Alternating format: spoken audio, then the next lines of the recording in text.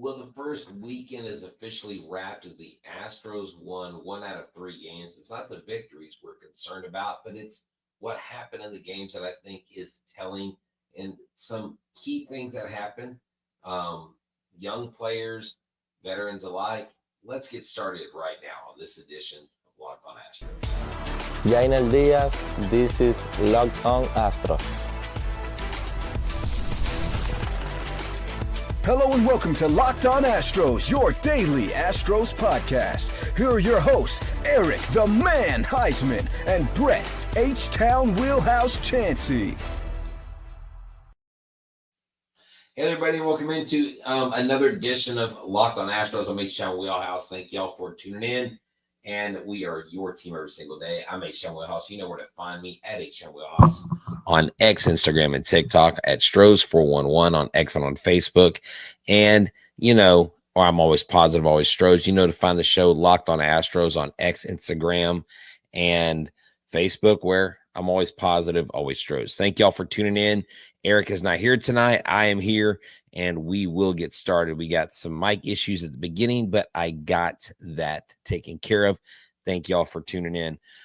Sunday was a fun day to watch the Astros play some baseball. They came in and they took care of the Cards. It was a really good game. There's a lot of offense. They gave up a lot of runs, but they scored even more. And so we'll get to that recap. Cam Smith and Bryce Matthews are making noise early on in their plate appearances. Yainer Diaz looks good behind the dish. He's really zeroing in on those lower strikes. And Spencer Arrighetti today looked really good on the mound. So let's jump into it. Spring training is always a fun time of the year because it's where we get to see the guys show up and show out that we don't know a whole lot on. We get to see the new faces, the young faces. We always wonder, like, who's Sullivan? Who's this guy? Who's that guy?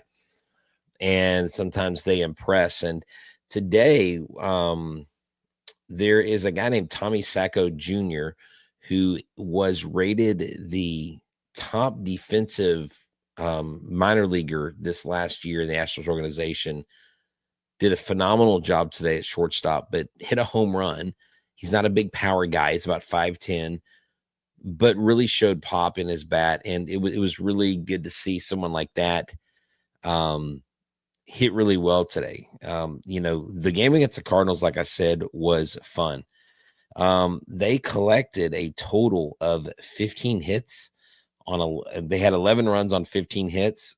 11 RBI. That's nice. They did have 10 strikeouts, but a lot of guys got in. You had Yainer Diaz 2 for 3. Zach DeCenzo, who is making noise early, 2 for 4. Shea Whitcomb 2 for 3. Sacco Jr. 2 for 5, who I mentioned a second ago. Luis Castro 2 for 5, and not that Luis Castro. Then Sullivan 1 for 2, who hit a home run, I believe. And then Kenny Gomez was 1 for 1 today with the walk. So Kenny Gomez showed up and showed out today in center field. Bastidas got in the game. Although he didn't get a hit, he scored a run with the walk. Cooper Hummel got in the game. He scored a run. And so there was a lot of action from the offensive side. And that's what you like to see, because you want to know the guys coming up, how, are they developing? What do they look like in live game action? Because a lot of the guys that I mentioned, you won't get to see unless you travel to their minor league ballpark this year. Of course, some of those I mentioned are already on the team. Yainer Diaz, obviously, but it was great. It was great. Someone said, "Hey, Brett, hey, how are you? What do you think about Jesus Bastidas? He has won a Gold Glove in the minors and had 25 home runs this past year." Look, I'm telling you, Bastidas is a guy, is a dark horse to. I don't know that he makes the team out of camp, but he is a guy to keep an eye on. He is a guy that's not very well known, but like I've said in the past, and we've had Kenny from Astros Future on here, he's talked about how it is very it's impressive how he has come out and really shown up. They picked him up. It was a depth piece for them, a depth option last year, and he hit and did more than just about anybody. So that is something that, we will have to keep our eye on. Now, when we look at other parts of the game, and I want to get to Spencer Arrighetti last. So I want to kind of focus on the other pitchers in the game. We'll talk about Arrighetti later. Stephen Okert got in, had 2 strikeouts. That was nice.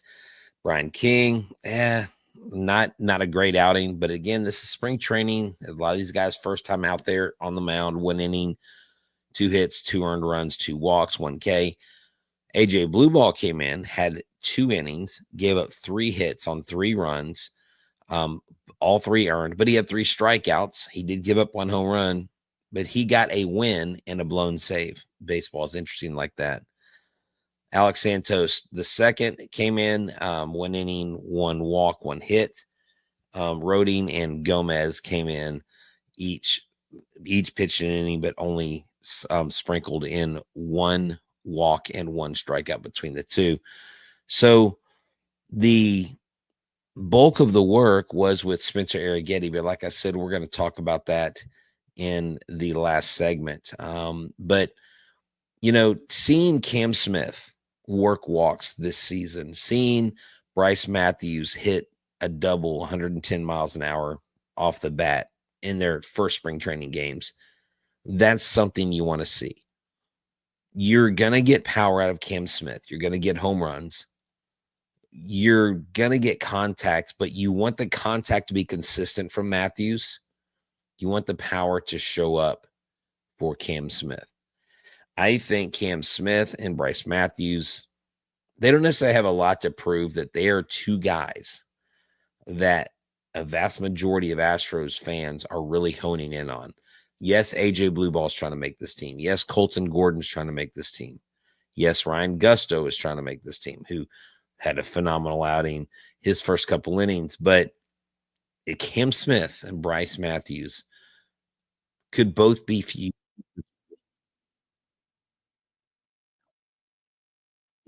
If you would, what's going on? Sorry, my computer randomly went off. My computer randomly started making noises. So that was weird. Jacob Melton, where's Jacob Melton? Well, Jacob Melton's hurt right now. I haven't heard an update on him, but last time I heard, he was having discomfort. And so he's probably going to start in AAA. I haven't heard any kind of update on him. I just know that he's not 100% healthy, so that's why he's not out. And Beast Ben is asking me, when will we see Altuve in left? We probably won't see Altuve in left for, I would say, maybe another week. I don't know that it happens in the next couple of days. He needs more time practicing in the outfield before they put him out there.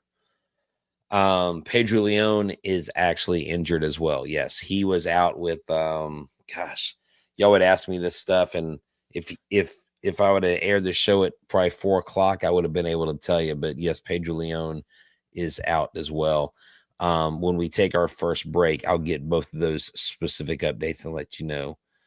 Yes, okay, calf strain for Pedro Leon. Thank you, Chris, for that. And then Jacob Melton had some kind of discomfort, and I don't know exactly what it is.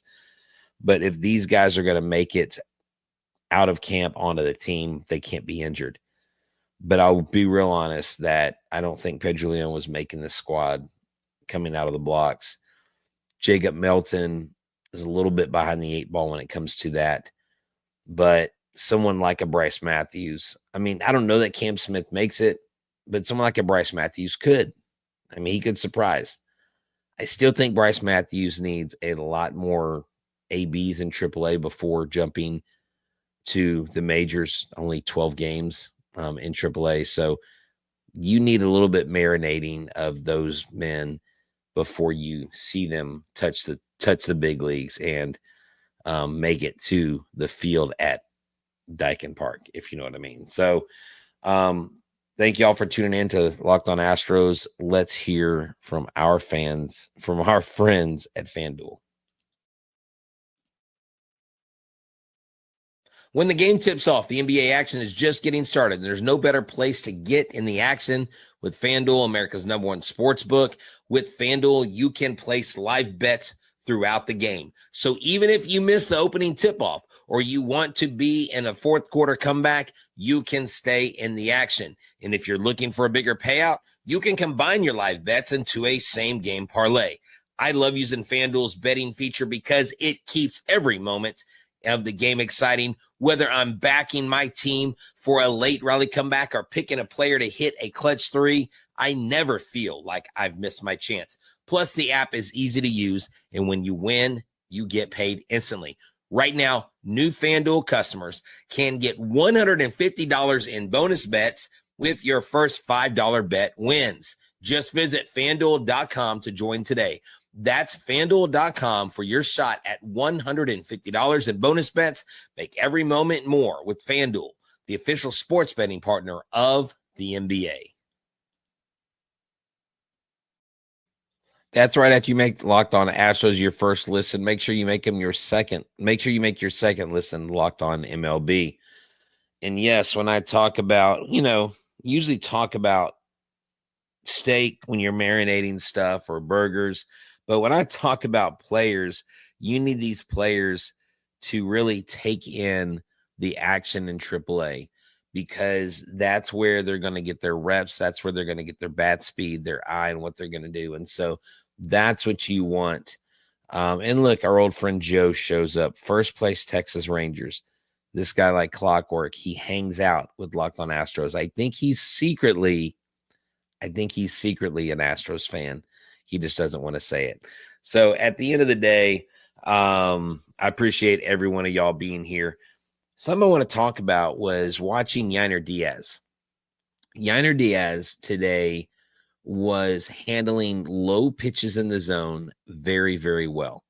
One of the things that he talked about wanting to work on, and he talked to me about when I saw him at the TriStar show, was one of his weaknesses.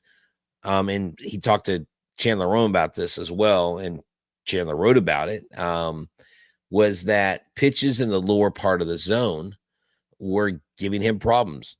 Top part of the zone, he was fine. He could frame them, no problem. It was in the lower part of the zone. And there was a strike that I caught that Arrighetti threw. It was on a 2-strike count.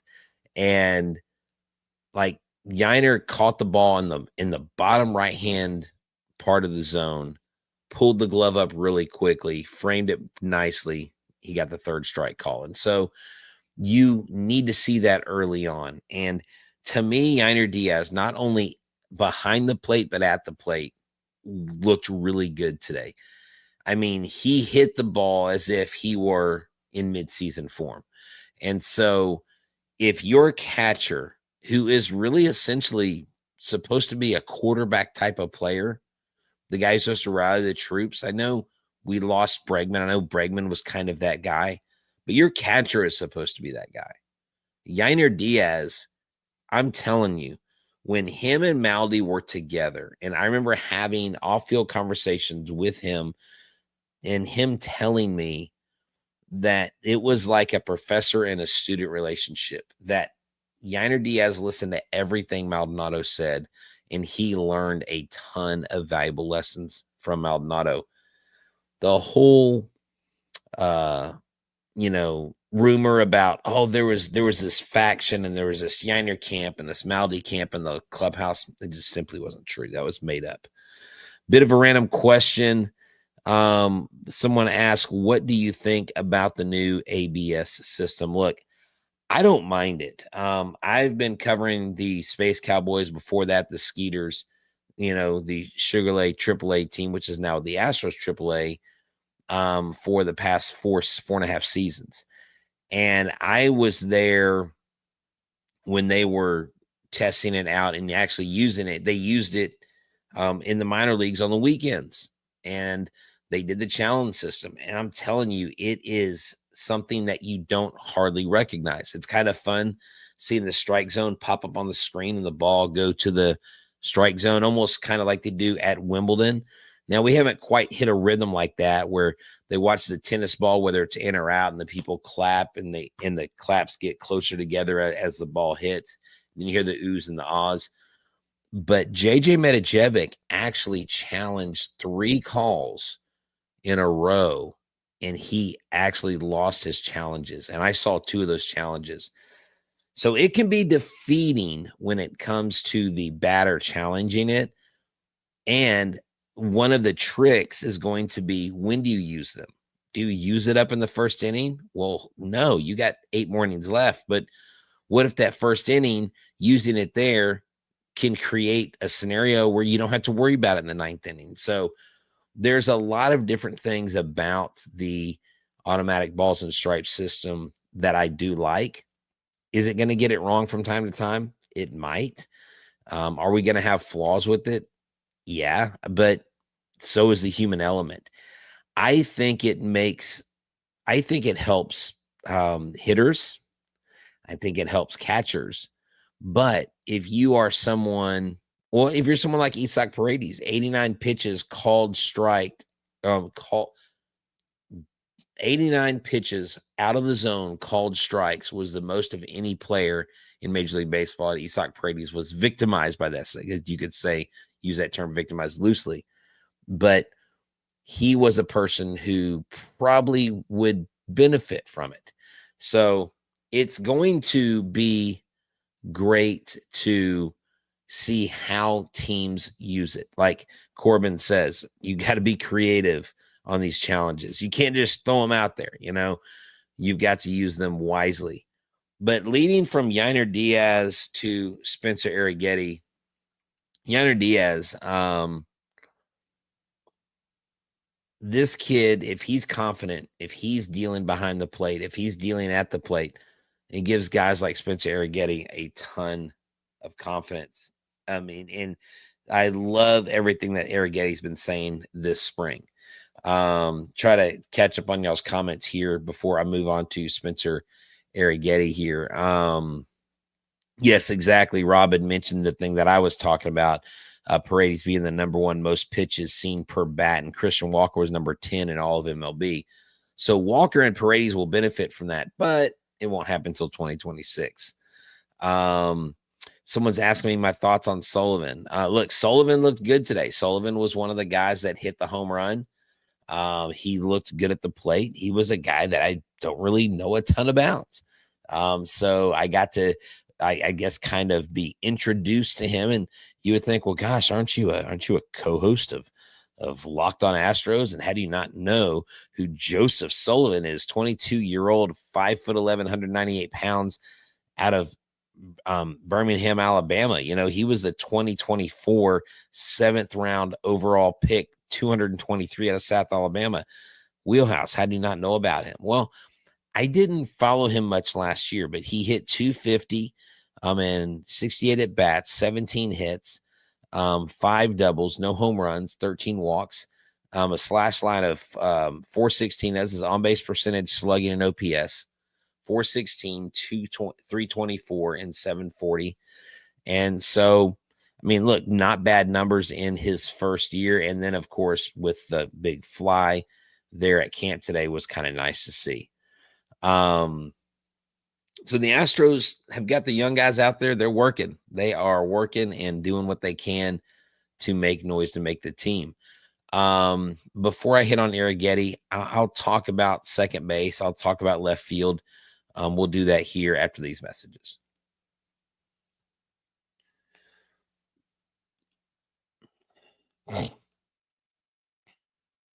Okay, thank y'all for tuning in to Locked On Astros. I'm H-Town Wellhouse. Your guy, Eric the Man Heisman's not here, but he'll be back. He is in New York, and he's sporting a hat that looks a lot like mine in New York with Astros gear. He's actually wearing the Never Settle hoodie. If I were him, I would have gone with the he's going with the throwback hoodie. I would have gone with the World Series champions 2022. But yeah, Eric is a brave man. He actually rode the subway for the first time, from what I understand. I'm assuming he made it out safely, him and his wife, because they posted afterwards. So that's a good thing. Never been on the New York sub, but hopefully one day we'll get there. What do I think about Brendan Rodgers starting okay, Andrew asks, what do you think of Brendan Rodgers starting at second base? I mean, if he earns a spot, let him start, because Jose Altuve is probably going to be in left field. Now, I still think there's a possibility Jose starts second base or starts opening day at second base if he's not ready. But the way Jose Altuve is and his enthusiasm and the kind of player he is, he's going to make strides out there, and he may be your starting left fielder. I still want Jose Altuve starting second base in opening day. I think Zach DeCenzo is making a ton of noise early. I know it's only 2 or 3 games. I know it's just this much of spring training, but Zach DeCenzo has a lot to prove. And from what I was listening to the commentary online, and they were like, DeCenzo is an absolute tank. Like, he is a presence. He's bigger than what you think he is in person. And Joe Espada did say that the reps in Puerto Rico did help for sure. And so that is something that you love to see. Ryan Gusto, I think, looked really good. He pitched with a lot of gusto on the mound, people were saying. So that was nice. I'll answer one more question, then let's talk about Spencer Arrighetti. What do I think about catching depth? Panda, good question. Well, I think we've got it. Yainer Diaz, Victor Caratini, phenomenal. You have Cesar Salazar, phenomenal. You have some other guys coming in the catching role as well. Luis Palma is in there. He seems to be a viable option down the road, but you've got the ability to carry 3 catchers to start opening day. I just don't know that the Astros will have that necessity opening day, but yes, we have catching depth. So Spencer Arrighetti, well, Supreme, I just answered your question, so I'm going to have to roll on to somebody else after I talk more about Arrighetti. So I can only probably get in one question per person tonight, the rest of the show, to make sure we close things out on time. But Spencer Arrighetti, if you watch the game in the 2 innings, he came out and he was a little rocky in the first inning, and then he really settled down. And so afterwards, he debriefed the media and he said, I came out rushed. He goes, it's the first time this year that I've pitched with the pitch clock. And so you got to understand, when these guys do warm-ups and stuff, they don't all choose to work out with the pitch clock, especially if they're trying to get ramped up. So he said, I feel like I was rushed. I didn't feel great. Like, he goes, I felt good in the first inning. I just didn't feel like my timing was great because I kept rushing. I was looking at the pitch clock. I wasn't focusing. And then he said, I looked in between innings. I watched the film and I saw exactly what was happening and what I needed to adjust. And that's phenomenal. This guy had his first major league season this last year, and this year sounds like a 16-year vet. Spencer Arrighetti is probably one of the guys that I think flies under the radar and becomes one of the better pitchers in the league with not a ton of noise nationally. Astros fans know about him. Maybe division rivals know about him. But Arrighetti has that potential to be that guy. He was asked also today if he tried anything new on the mound. He said, definitely. He said, I went out there and I threw more changeups than I'm used to. And he said, I felt really good. I liked the shapes. I liked how they were hitting in the zone. I like how it created soft contact. And he said, that's something I wanted to work on from last year. Because as he said, I felt like last year, and this is Spencer Arrighetti, he felt last year he left too many pitches in the zone that were getting hit too hard. And he felt like today he's working in the right place, at the right pace, at the right time. And he said last year, and I thought this was interesting, he said, last year I came in here and I was trying to prove myself. So I was throwing as hard as I could. And I was trying to maximize one or two things.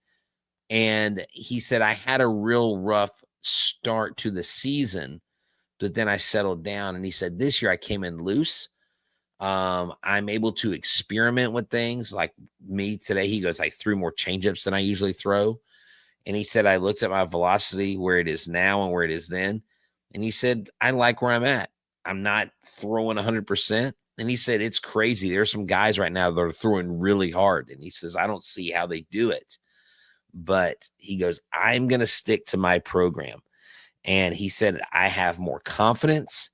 He said, look, I have more confidence this year. I'm more vocal. I still know my place. I know I'm not one of the, veteran guys here. But he said that he feels really good with where he's at because he is where he wants to be.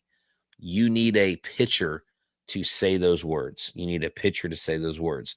Now, y'all are over here talking about Lance McCullers. We have not heard anything about when he will hit the mound first. I'm pretty sure when he hits the mound first, that'll probably be one of the headline shows just because we haven't seen him pitch live game action in a long time. And so Spencer Arrighetti, I just really, really like what I saw out of him today, what I heard from him after the game. And that is definitely what you want to see. I mean, this kid really fits the bill of just a hometown hero. He grew up in Houston. He grew up idolizing Astros. He grew up going to Minute Maid Park. We know it's now Daikin Park. Well, don't correct me on a comment, please, because it was Minute Maid Park when he grew up. But now he's just, I haven't seen too many pitchers take the route he's taking and either not be overconfident or still not seem like they have enough confidence. He just seems to have just the right amount where he's got the fire, he's got the enthusiasm, he's got the confidence, but it's not overconfidence. Like he knows he still has to work. And that's what these guys are doing. And talking about working, that's what Jose Altuve is doing. That's what these guys are doing at looking like. I guarantee Isaac Paredes is hearing noise about possibly getting Nolan Arenado. And, to kind of wrap things up and throw things into that conversation, I don't know if you saw this, but MLB Trade Rumors is reporting that the Astros are actually not the Astros. The Cardinals are looking at trading Eric Fetty, who they got from the White Sox last year. In a trade. Eric Fetty has 1 year left on his deal. He's a free agent in 2027 or 2026. He's only owed $7.5 million. So here's my question. Would the Astros entertain? Now, I know they have 5 starters possibly with Wisniewski, okay? And then you also have Gusto trying to make it. You remember you can never have enough starters. Do you bring in an Eric Fetty to compete with Nolan Arenado, trade maybe Rafael Montero, and I'm not saying trade Colton Gordon, maybe El Palma, maybe, I don't know, Uola. You've got some guys that maybe you could trade. Alex Santos may be a promising option for the Cardinals. I don't know how promising he has been lately. But, Chazzy B says we don't need Fetty. Look, we don't need Fetty, but remember, we have seen the injuries hit this pitching staff. Go look at the injuries in the past year or two, how many pitching injuries there have been. And I'm telling you, you can never have enough pitchers. Now, I'm just throwing that out there. I'm not saying that MLB Trade Rumors is saying that the Cardinals are going to trade Fetty and Arenado together, but that might be something that comes up. So I guess we'll have to see. I'm not saying Fetty is a guy they go after, but if he's on the trading block, is he a guy that the Astros look at? I don't know. I know Ray keeps saying left-handed bat, outfielder. I think we're going to have a log jam in some of these positions. And what I'm looking forward to, and I'll wrap it up here, I'm looking forward to Chas McCormick hitting the ball the way he did a couple seasons ago and getting back to the Chas McCormick that hit 22 home runs.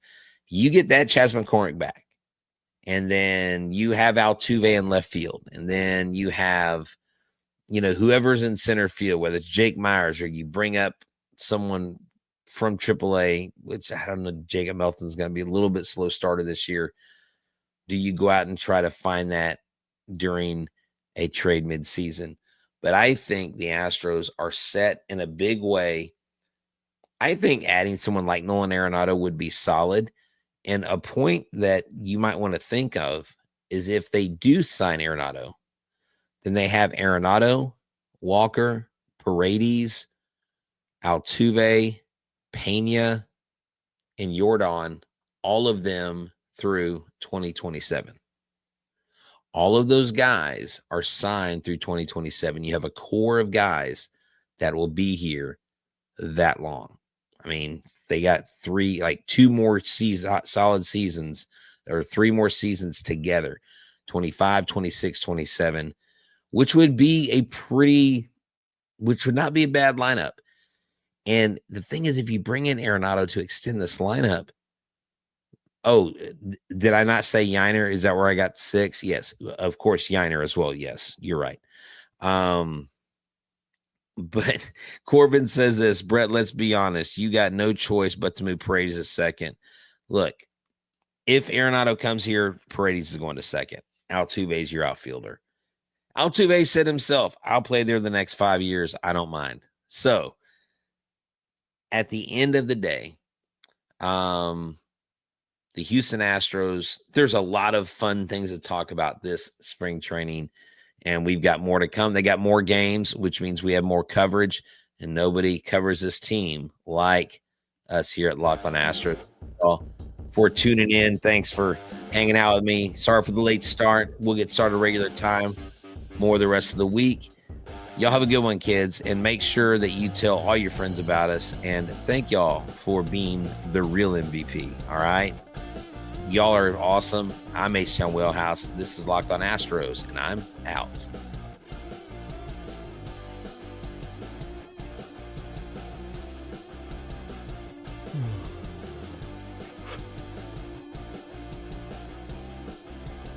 Oh, I didn't end the stream. See y'all. I'm out.